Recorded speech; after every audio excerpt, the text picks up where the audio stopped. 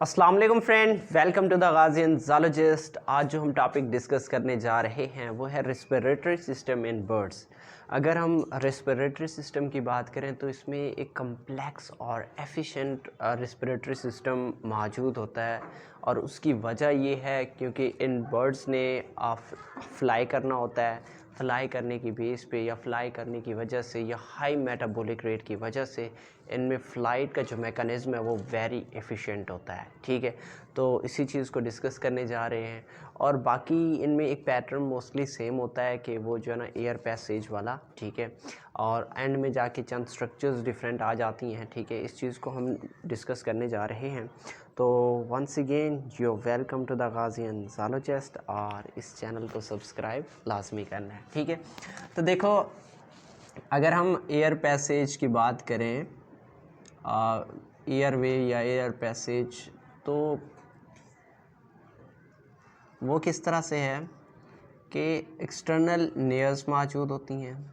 External near, अब वो जो एक्सटर्नल नेयर से, ठीक है, एक्सटर्नल नेयर से हवा कहाँ जाता है? नेज़ल कैविटी में, नेज़ल कैविटीज़ में।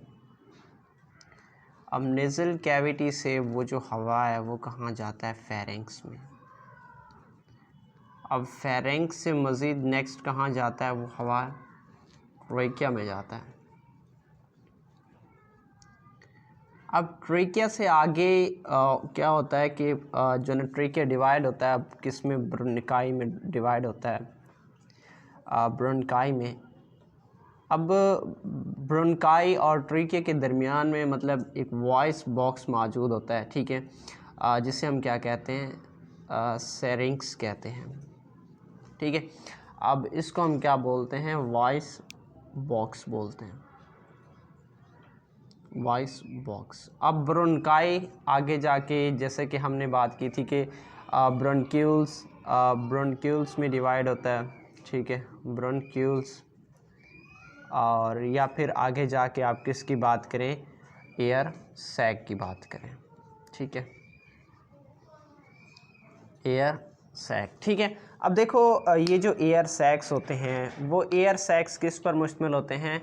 वो पैरा ब्रोंकाइज पर मुश्तमिल होते हैं। ठीक है, पैरा ब्रोंकाई, ठीक है, वो किस पर मुश्तमिल होते हैं? पैरा ब्रोंकाई पर मुश्तमिल होते हैं। ठीक है, अब इसमें जो इंस्पायरेशन या एक्सपायरेशन होती है, ठीक है, इंस्पायरेशन या एक्सपायरेशन होती है, एक्सपायरेशन वो किसकी बेस पे होता है?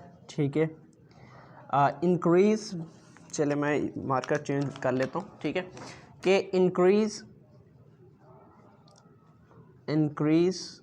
और डिक्रीज़ द वॉल्यूम ऑफ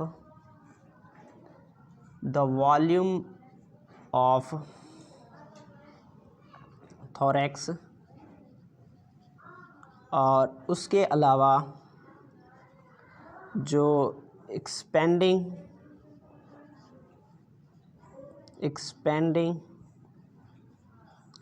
और कंप्रेशन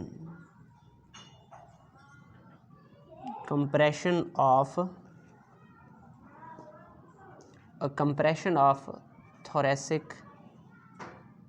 एयर सैक, ठीक है, जैसे कि ये दिया हुआ थोरेसिक एयर सैक। ठीक है, अब मैंने क्या बात की है कि जो इंस्पायरेशन या एक्सपायरेशन होती है वो किसकी बेस पे होती है? या तो इंक्रीजिंग और डिक्रीजिंग वॉल्यूम ऑफ थोरैक्स, या फिर एक्सपेंडिंग और कंप्रेशन ऑफ थोरैक्स। ठीक है, अब देखो, ड्यूरिंग द ब्रीथिंग के दौरान क्या होता है कि जो ड्यूरिंग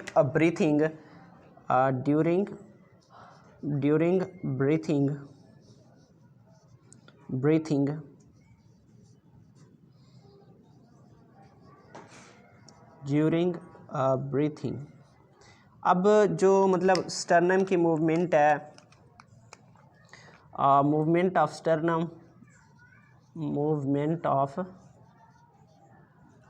स्टर्नम या फिर जो पोस्टीरियर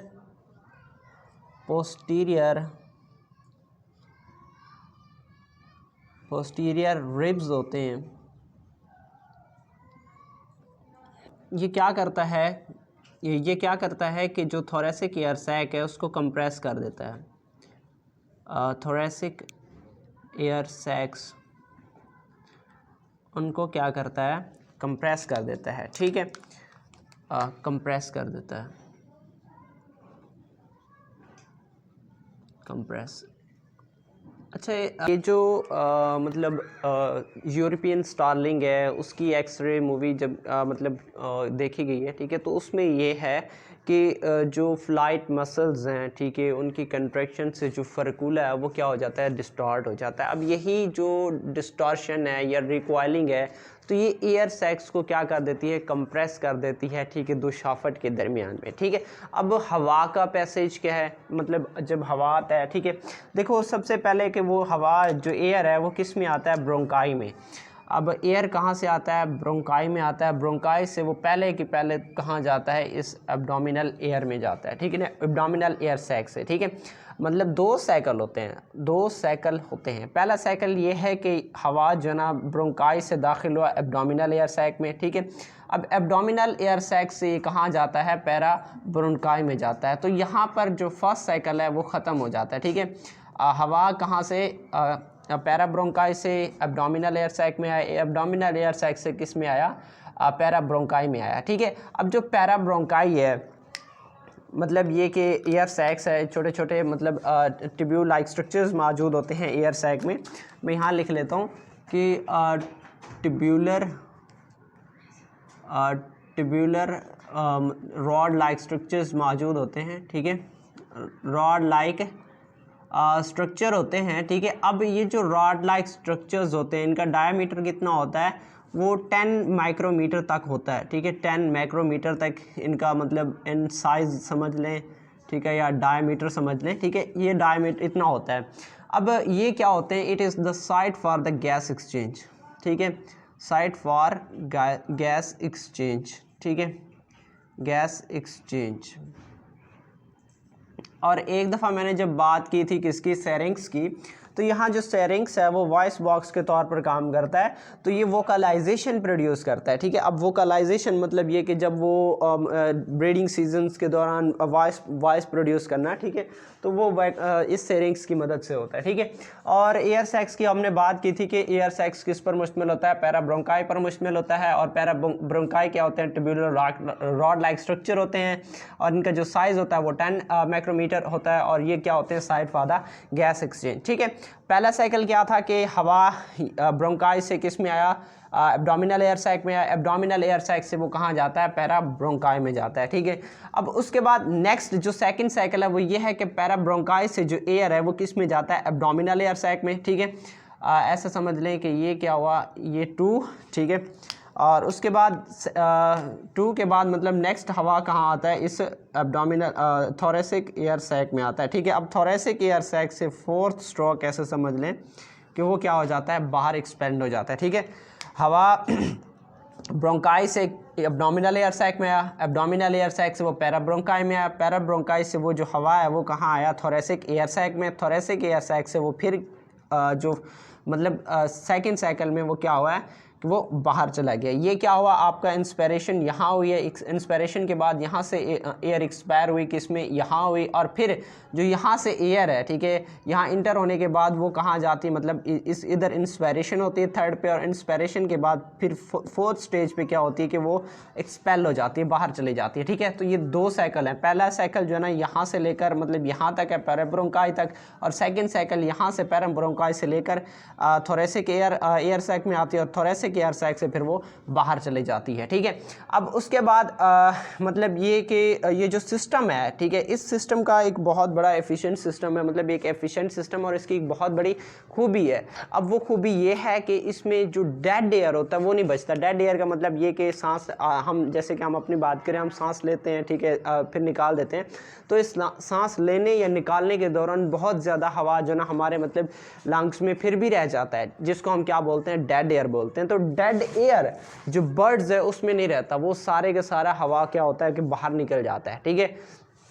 तो इसमें कोई डेड एयर नहीं पाया जाता। लेकिन एक क्रोकोडाइल्स, ठीक है, रेप्टाइल्स हैं, तो उनमें इनके सिमिलर का पैटर्न मौजूद होता है, उनमें भी मतलब ये सिमिलर पैटर्न मौजूद होता है, जो कि ऐसे समझो कि एक किस्म की इंसेस्ट्री शो कर रहे हैं, ठीक है।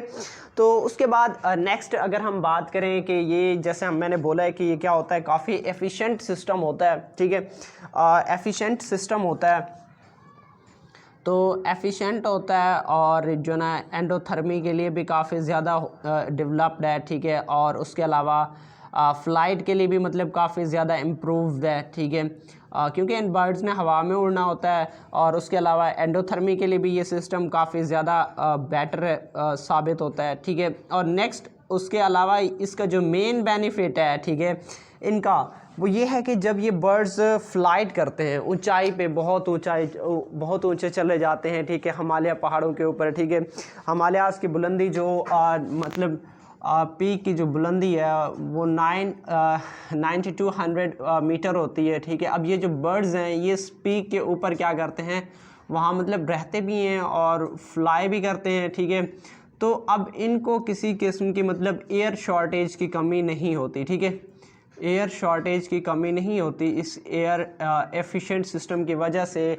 वो 9200 मीटर्स जो हिमालय पहाड़ के ऊपर रहते हैं, तो उनको मतलब एयर की कमी फील नहीं होती इस एफिशिएंट सिस्टम की वजह से। लेकिन अगर हम बात करें कोई बंदा चढ़ के जा रहा है ऊपर, ठीक है, वो 2500 मीटर तक उसको मतलब सांस की प्रॉब्लम हो जाती है, ठीक है। अब वो ऊपर उसको चढ़ने के लिए, उसको मज़ीद ऊपर चढ़ने के लिए क्या किसकी ज़रूरत होती है, ऑक्सीजन की ज़रूरत होती है, आर्टिफिशियल ऑक्सीजन के गैस सिलेंडर्स जो कि वो लेके जाएगा, ठीक है, ऑक्सीजन सिलेंडर साथ में लेके जाएगा ऊपर, मज़ीद ऊपर चढ़ने के लिए, ठीक है। तो ये देखें कि एक किस्म की मतलब उनमें एक बहुत अच्छी एडवांटेज है, ठीक है, जिसकी वजह से बर्ड क्या होते हैं कि ऊंची सतहों पे आराम से उड़ सकती हैं, ठीक है। तो इंशाल्लाह मिलते हैं नेक्स्ट वीडियो में, तब तक इजाज़त चाहता हूँ, ओके, अल्लाह हाफिज़।